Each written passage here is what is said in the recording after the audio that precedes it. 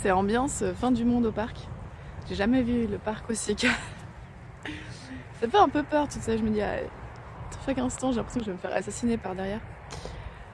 Euh, mais bon, comme je disais que j'allais filmer des vidéos, voilà. Et je prenais une douche tout à l'heure, puis j'ai eu une idée, alors je me suis dit, allez. Donc c'était par rapport à Tinder et le succès en général. La géographie de Tinder, la géographie du succès. Donc Tinder, c'est marrant, hein, ça m'amuse. J'ai beaucoup utilisé quand j'étais à Genève. J'ai rencontré des gens super, des gens vraiment sympas. Euh, bon, ça c'est une autre vidéo, mais on en fait ce qu'on veut. Hein. C'est juste une application, donc tout ce qu'on peut dire autour, ça reste des êtres humains derrière. Donc pour moi, ce que je trouve incroyable, c'est que ça te permet de rencontrer des gens que tu n'aurais jamais pu rencontrer avant en fait, parce que surtout si c'est tellement, tu fais ta petite vie, t'as tes trucs, et ça te permet vraiment de rencontrer des gens qui eux aussi sont très occupés, et, euh, et ouais, ça te permet d'entrer dans des petits univers fascinants. C'était la petite minute Tinder. Et donc je me suis dit aussi un peu à Londres, je vais essayer Tinder. Alors à Londres, comment dire, c'est pas la même chose. Hein. Autant à Genève, il y avait aussi, à Genève j'avais cette envie de rencontrer des gens parce que je trouvais que la vie c'était trop lent, que tu sais j'avais envie qu'il y ait toute cette... rencontrer du monde qui bouge, enfin tout ce que je ressentais pas à Genève. Et, et donc ouais, je trouve super parce que ça me permettrait vraiment d'avoir, tu vois, de rencontrer tous ces gens un peu de partout. Et donc je me suis dit à Londres je vais faire pareil. À Londres, bah, je trouvais que c'était moyen en fait. Bah, tu matches avec des gens, mais si toi tu es pas la première à parler, ils vont pas forcément te parler. Enfin, en tout cas, après, je me suis dit, attends, il y a plein de facteurs qui peuvent, tu vois, ça peut être le cas. Peut-être que t'es pas du goût des gens de Londres. Aussi, t'es plus âgé qu'avant. Aussi, t'as qu'à parler d'abord. Hein. Tinder, c'était très différent à Genève et à Londres. Et je me suis dit, non, mais alors, tu vois, il y a ces facteurs, c'est peut-être là, c'est peut-être moi qui suis dans un autre mindset. Je sais pas. Et pourtant, quand je suis retournée à Genève plusieurs fois récemment, j'ai réessayé Tinder. Et non, pareil, je trouvais que c'était tout de suite les gens te parlent, t'as cette envie d'aller les rencontrer. Et je me suis dit, intéressant, qu'est-ce qu'on peut en retirer? Et je pense que vraiment le truc, c'est qu'à Londres, tout le monde a une vie tellement occupée. Il y a enfin, tu rencontres du monde tout le temps, de partout, de partout. Bon, voilà, moi j'habite dans une auberge, donc c'est encore différent, je veux dire, il y a trop de gens. Mais même, je veux dire, tu as des événements de tout, de partout. Tu peux rencontrer des gens, de nouvelles personnes, tu peux rencontrer 100 personnes chaque jour si tu veux. Et ça bouge tout le temps. J'ai l'impression qu'il y a un trop plein de vie sociale que à chaque fois que j'ai téléchargé des applications pour dating, machin, déjà j'étais fatiguée à l'avant, il va falloir les rencontrer, il va falloir trouver. Et aussi ça, il va falloir trouver un lieu, c'est tellement grand comme ville. Je fais quoi s'ils habitent super loin, c'est chiant. Donc il y a un peu, et je pense que je suis pas seule à penser comme ça en discutant un peu avec les gens autour de moi. Et c'est intéressant parce que du fait que donc Genève c'est petit, t'as l'impression c'est déjà plus difficile de rencontrer de nouvelles personnes. Mais donc quand t'as cette application, tiens, ça te permet de faire ça. Et en plus, comme Genève c'est petit, c'est facile, tu vois, t'as pas besoin de marcher des kilomètres, tu vas trouver un bar, tu sauras où c'est.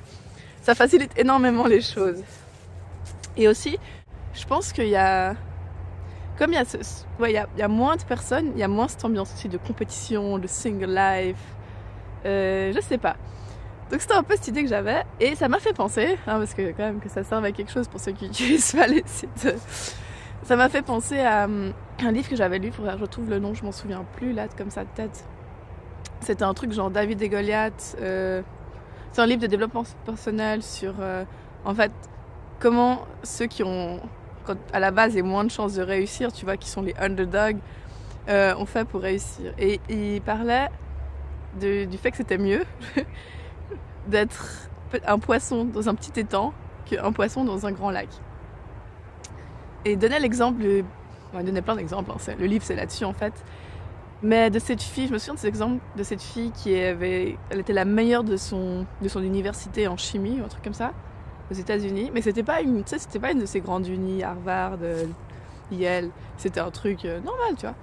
Et mais du coup ils lui ont dit allez putain, t'as gagné tous les prix, t'as trouvé une tête, il faut que t'ailles dans une de ces Pyrénées, il faut que t'ailles. On te fait une bourse, je sais pas. Et donc du coup elle s'est retrouvée dans dans une putain d'uni, bon.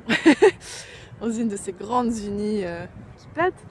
Et là, elle était misérable, elle était malheureuse parce qu'elle s'est rendue compte qu'il y avait des gens qui étaient bien plus doués qu'elle est passée de la meilleure, de là où elle était, à vraiment quelqu'un de très médiocre en fait, par rapport aux autres. Et oui, alors, ils disent toujours que c'est bien parce que du coup, t'es challengé, t'es poussé à plus, tu vois, à plus t'améliorer parce que si tu restes toujours quand t'es confortable, dans un endroit où t'es confortable parce que t'es le meilleur.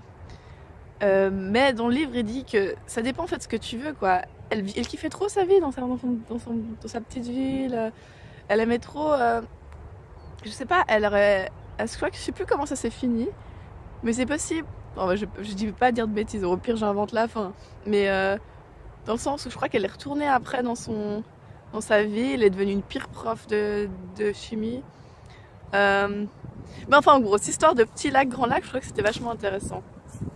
Et peut-être, il y a une amie qui a visité Londres il y a pas longtemps.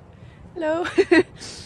Et on parlait du fait qu'on avait tous ces trucs qu'on voulait faire et qu'à Genève, on avait peur de les faire.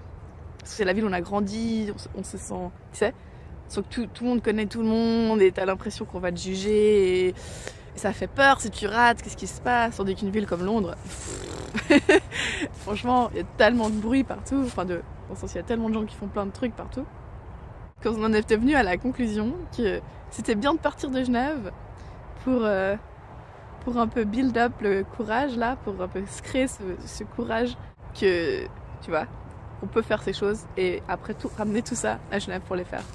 En fait, la version un peu moins jolie, c'était qu'on se crée des couilles à l'étranger pour revenir. Mais bref. Donc voilà, c'était ça. Et donc ça, c'est ce que Tinder m'a appris. La géographie de Tinder m'a appris sur la géographie du succès.